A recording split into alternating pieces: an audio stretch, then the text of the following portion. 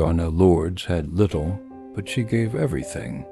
She had no family left, no children, no husband, just memories, some good, others too painful to say out loud.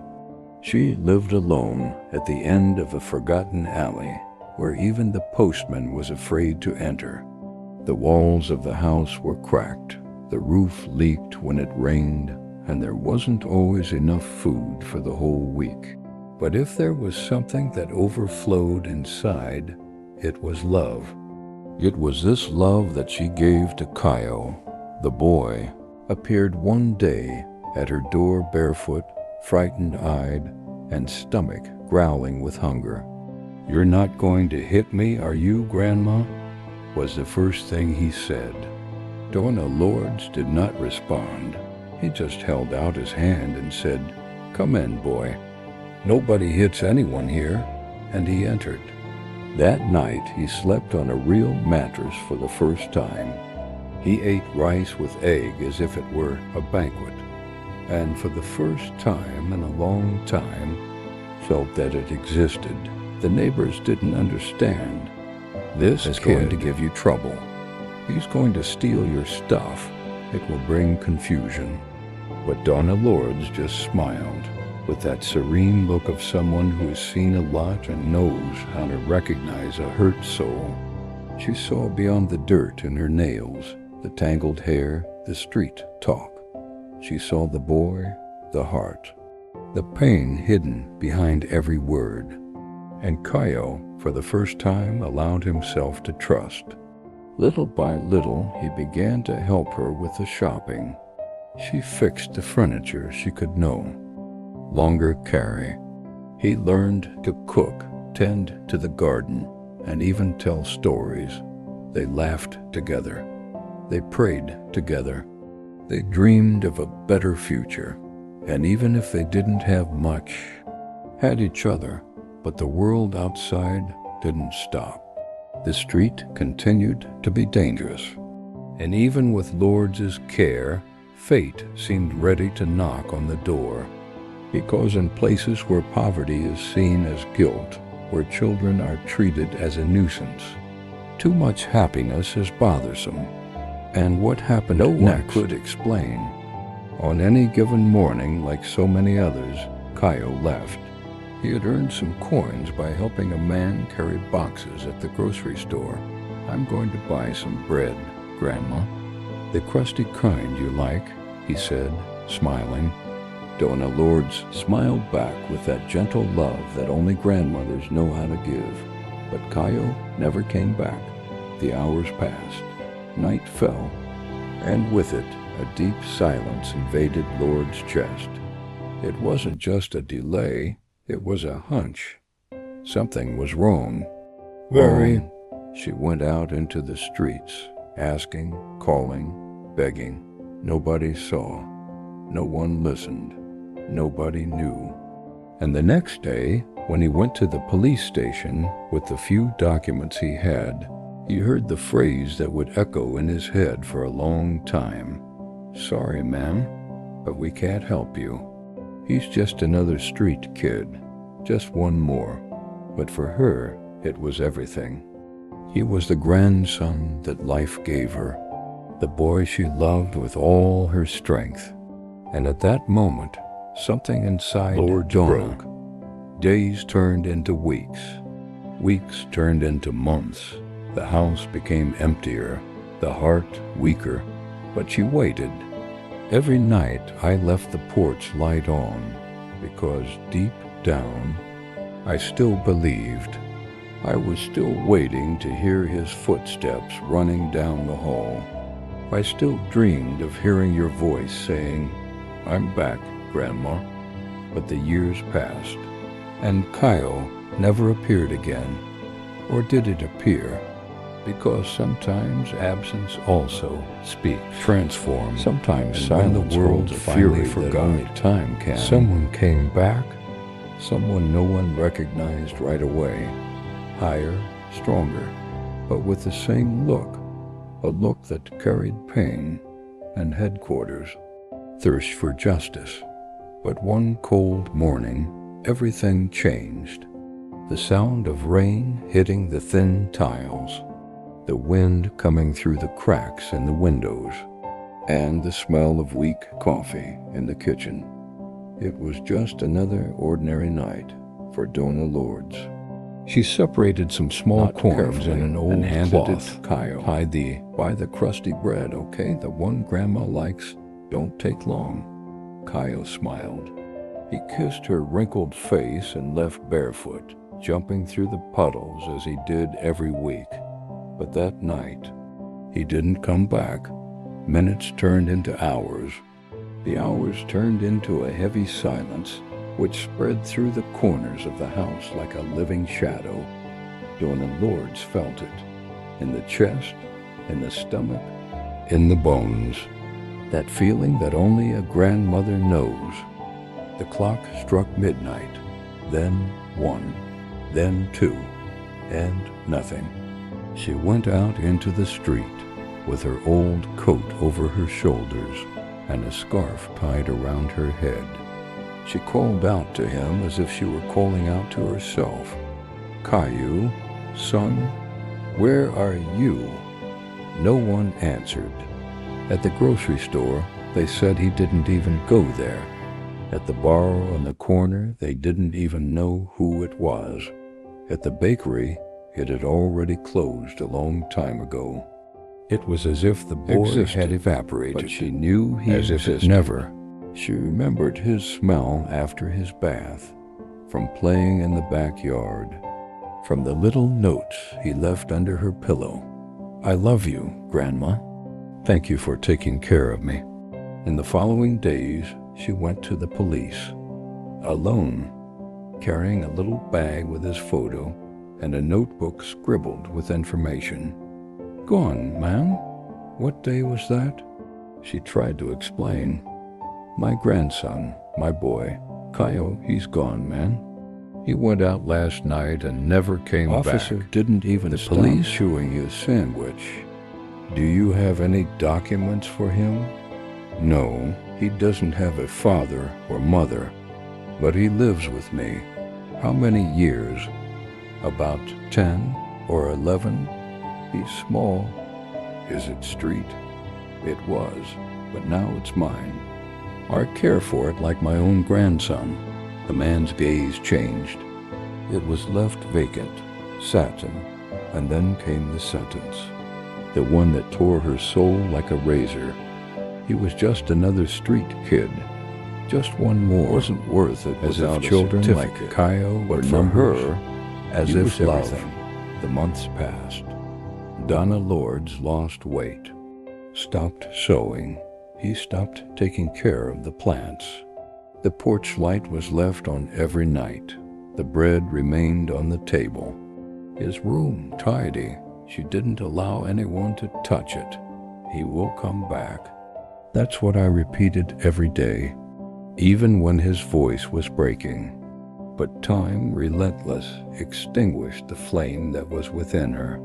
First came the cough, then the fever. Silence. Then, when Dona Lourdes died, the next-door neighbor said that she was holding a photograph in her hands, the only one I had of Caio, a blurry photo taken with a borrowed cell phone. It was little, but it was everything.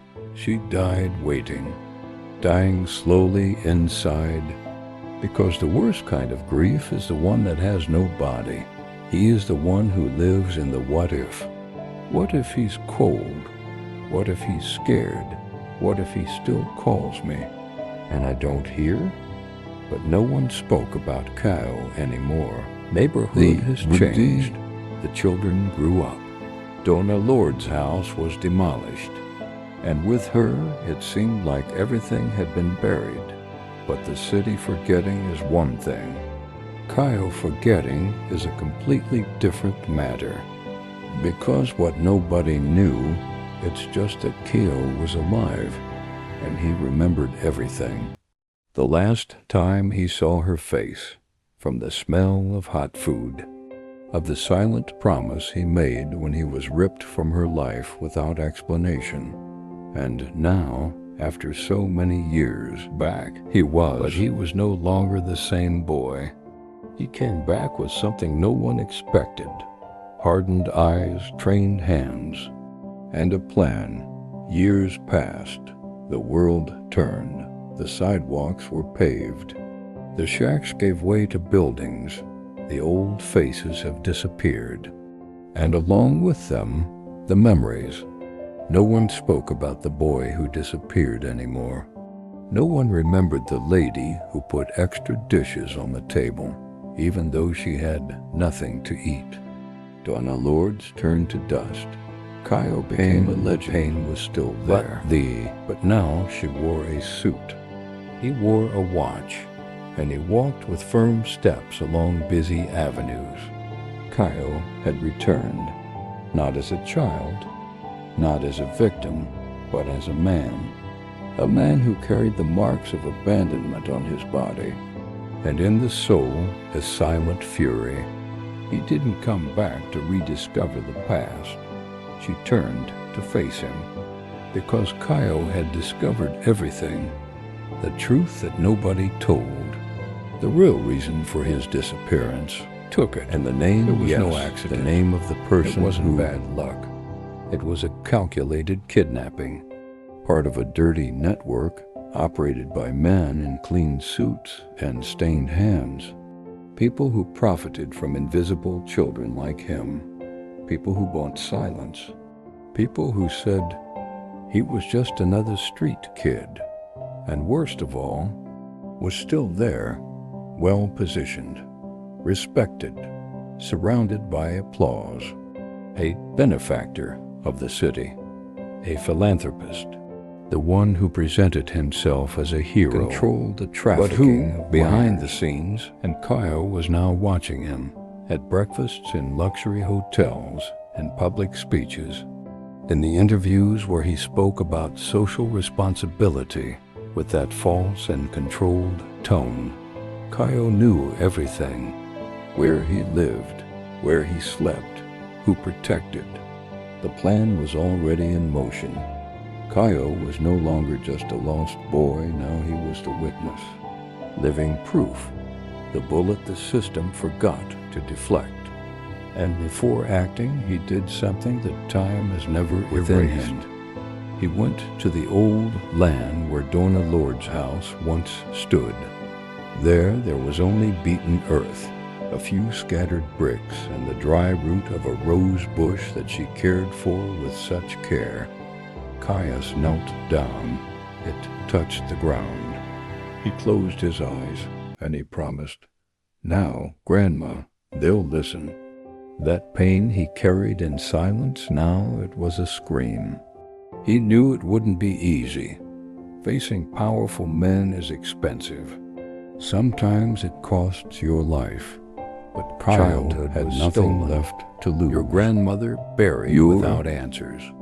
His dignity crushed by a system that pretended not to see. Now it was his turn. He had names. I had proof. There was enough pain that I couldn't stop. The first visit was to the press, but not to the big broadcasters. He knew how they worked. I knew who controlled the headlines. Then he looked for the little ones, those who still listened with their hearts, those who still believed in justice.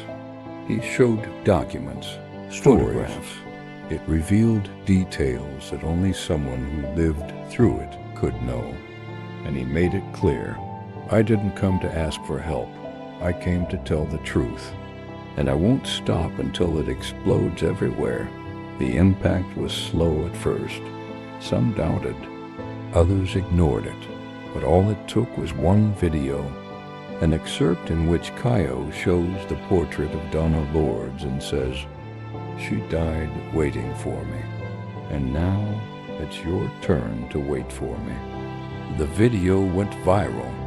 Thousands began to ask, "Where have you been all this time? Who are those involved?" And little by little, the masks began to fall. The police had to move. The press had to cover it. But fear began to spread on the other side as well. because Caio knew more than he should, and someone up there wanted to silence him. It was followed, threatened, watched, but he didn't back down, because now he wasn't just him anymore. It was the voice of thousands of children who disappeared without anyone asking. It was the echo of a grandmother who died holding a portrait. It was the contained fury of an entire society that was tired of swallowing injustice. He didn't want revenge. I wanted justice. I wanted peace. For years, Caio carried a storm inside him. He was silenced when he screamed for help, ignored when seeking affection, and forgotten when he most needed to be remembered. But even so, he did not harden his heart, because even though they took everything from him, one thing remained alive: love of Dona Lourdes. It was for her that he continued. It was for her that he didn't back down, because she was the one who saw value in him when the world only saw dirt. She was the one who hugged him when no one wanted to come close. It was she who called him my son without asking for anything in return.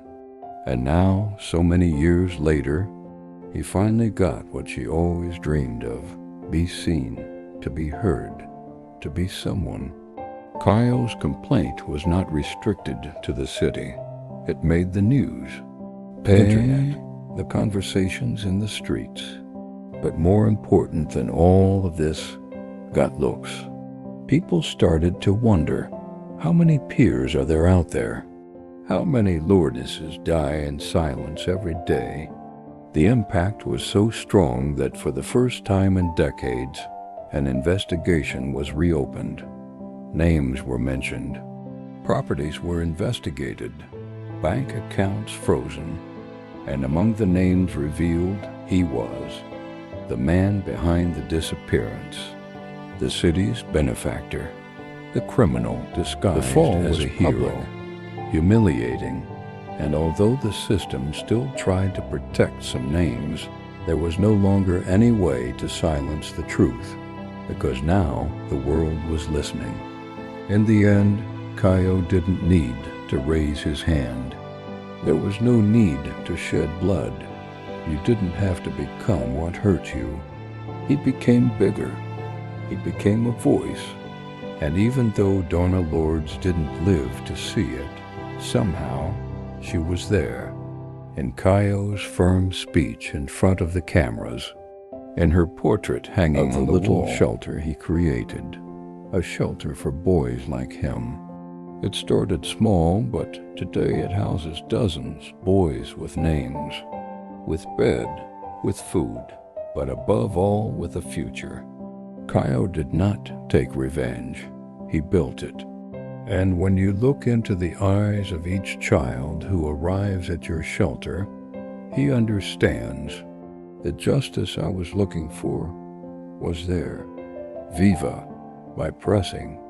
And when someone asks if he would do it all over again, he calmly answers, I would. She lives now. Dona in every full plate, die in vain. In every tight hug, in every child who finally discovers she exists. Because that's what she gave Caio, and that's what he gives to the world now.